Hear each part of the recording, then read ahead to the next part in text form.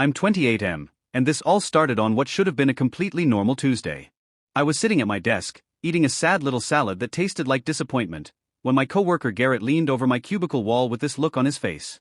You know that look people get when they've just seen something wild online and can't wait to share it? Yeah, that look. Dude, he whispered. You need to check Instagram. Like right now. My stomach dropped. Garrett wasn't the type to exaggerate. So I grabbed my phone, opened Instagram, and there it was, a brand new post from my girlfriend Sloane, 26F. It wasn't a selfie, it wasn't a cute picture of her dog. Nope. It was one of those pastel aesthetic quote backgrounds with cursive text splattered across it. It read, "Finally getting the courage to tell my boring boyfriend, I need a real man. One who doesn't waste Friday nights playing video games and Saturday mornings at the gym. I deserve champagne and yacht parties, not beer and bowling. Time to level up, ladies. Nail polish sparkles #KnowYourWorth #UpgradeYourLife." The comments were already pouring in. Yes, Queen Crown. About time. You deserve so much better. Manifest that sugar daddy energy sparkles. I just sat there. Fork frozen midair, face burning. 3 years. 3 years of dating her. Driving her everywhere because she didn't have a car. Paying for our dates. Helping her family out. And she blasted me online for being boring, because I like gaming on Fridays and working out on Saturdays? I typed one comment, good luck with that. But then I remembered something. Last week, Sloane had left her iPad at my place. We shared passwords, or so I thought. When I grabbed it to check the weather, I saw a little notification from Hinge. I assumed it was an old account. But now? Now I was curious. It took me 5 minutes to unlock it. 5 minutes to uncover the truth.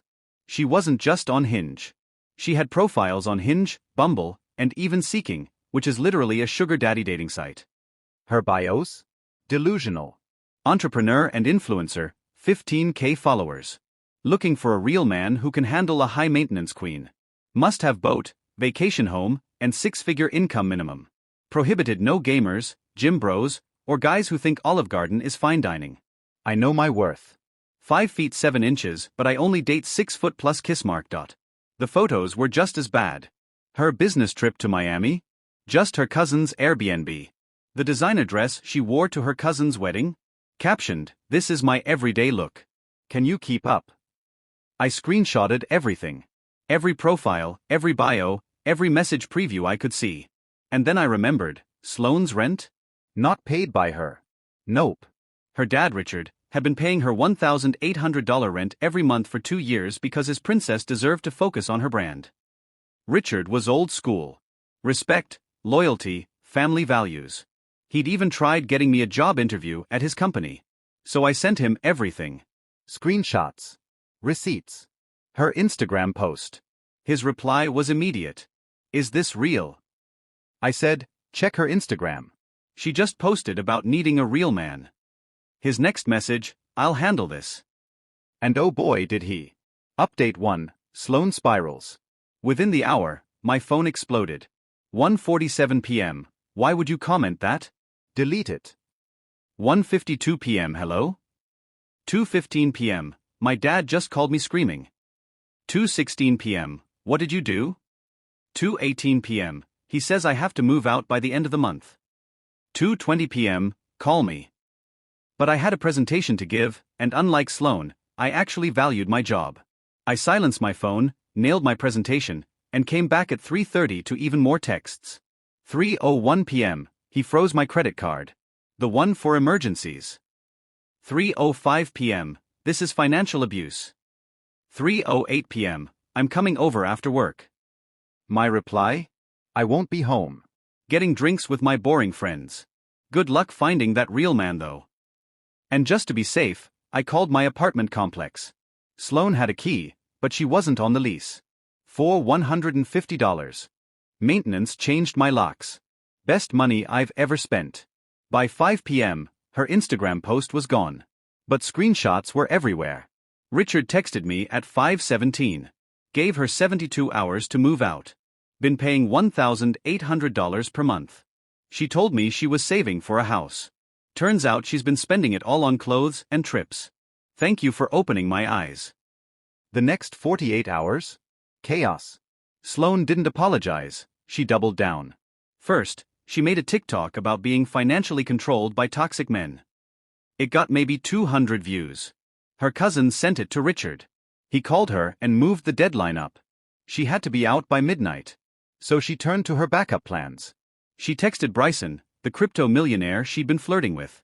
"Hey baby face, blowing a kiss, change of plans. My toxic ex kicked me out. Can I stay with you?" His reply, "Who is this?" Blocked her after she sent photos to remind him.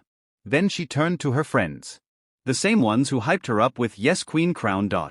Mackenzie, "Girl, I would, but my roommate wouldn't be cool with it." Jenna, "Actually out of town indefinitely." Reese, "Sorry babe, my place is too small." They vanished faster than free samples at Costco. Finally, she begged her sister Grace. Grace, married to a dentist, living in a nice house. Grace's response? "You humiliated Logan, the guy who drove you everywhere for 3 years. The one who helped Dad fix his deck. And you called him boring." Sloane, "It wasn't about him." Grace, "It literally said my boring boyfriend. He's your only boyfriend." Grace let her stay one night, only if she apologized. The next morning, I got a text. "I'm sorry you felt hurt by my post. I was just expressing my feelings and you took it the wrong way. Can we talk? I need my stuff." My reply, "Your stuff's in boxes at the leasing office. Pick it up by 5. At 4:45 p.m., Sloane arrived with some random tall guy. The leasing office manager told her flat out, "Ma'am, you're not on the lease. Please take your boxes and leave." The guy looked at her. "Wait, you lived here? I thought you owned a condo downtown." He helped with 2 boxes. Then dipped. Left her with 8 boxes, no car, and an Uber XL bill of about $100. That night, Sloane had officially hit the curb. Update 2, the downfall. 3 days later, Sloane popped back up. She started a GoFundMe. Title? Help a young woman escape financial abuse. Goal, $10,000. Her description painted her as a successful entrepreneur destroyed by toxic men. She claimed I'd conspired with her dad to ruin her life because we were intimidated by her independence. She raised $37. From her mom. Comment, "Call me." But while she was begging strangers online, she forgot about her actual job at the makeup store. After no showing for a week, she stormed in demanding her job back. Her manager fired her on the spot. She threw lipstick testers, knocked over displays, screamed about lawsuits, all on livestream. The store's Instagram posted the security footage with the caption, "When you lie about having the flu for a week, then show up demanding your job back, clown-faced." Her influencer career collapsed overnight. Most of her followers were bots, but the real ones unfollowed in droves.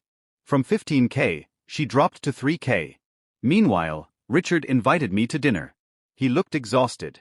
Over steak and whiskey, he unloaded everything. Sloane was $8,000 in credit card debt. She never finished her degree, dropped out 1 semester before graduation. She'd lied about an abusive ex. Turns out she cheated on him with his brother. Richard was done. "I failed as a parent," he said. "But you're a good man." "My daughter's an idiot." Final update, karma hits hard. Last I heard, Sloane texted me from a shelter, "This is all your fault. I hope you're happy." But she didn't stay there long. Within a week, she latched onto Kevin, a recently divorced guy she met at the shelter. She moved into his downtown penthouse. Posted about her glow up. But Kevin's ex-wife Nora followed her. Nora sent him everything, screenshots, TikToks, GoFundMe. Kevin confronted Sloane. She tried spinning it, then made the fatal mistake of saying, "Your ex-wife is just bitter because I'm younger and prettier." Nora is a lawyer. Kevin threw Sloane out the same night. Police confirmed she had no tenant rights. Now Sloane lives with her mom Diane, in a 1-bedroom. Diane gave her an ultimatum, get a job or get out.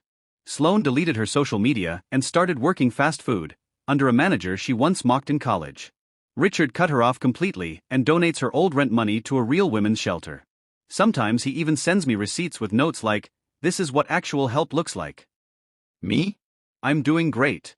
I started dating Amy from my gym. She has her own car, pays her own bills, and actually thinks gaming on Friday night sounds fun.